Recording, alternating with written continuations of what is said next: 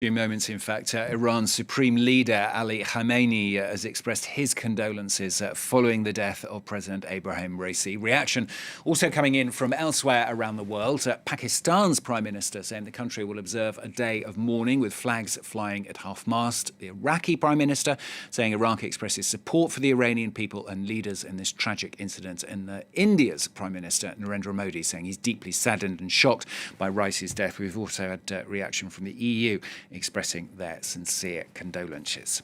Well, Kedavan Gorjestani from our International Affairs Desk is joining me here on set now. Kedavan, the man who's going to be replacing, at least in the short term, Raisi, Mohammad Mokhber, who is he and what could him being in charge actually mean?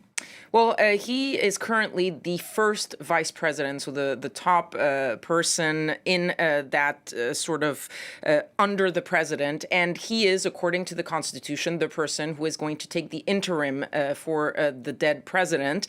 And his task basically is over the next 50 days to organize, along with the Speaker of the Parliament and the head of the judiciary, organize the next elections in order to elect a new president. So he's not going to be really in charge for a long time, and basically his only task is that, to focus on those elections.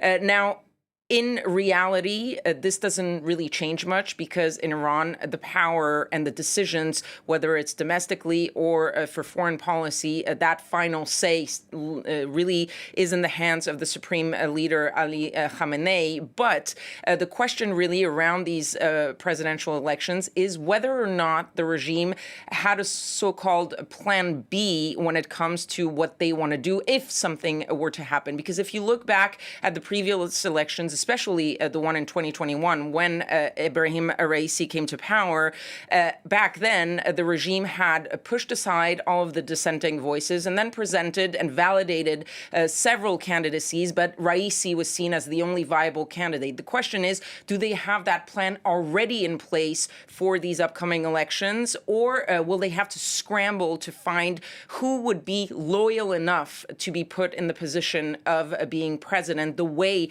Ebrahim Raisi was? So in the short term, that's going to be the real key. But when it comes to the day-to-day strategic positioning of Iran, nothing is likely to change because of the power in the hands of the supreme leader.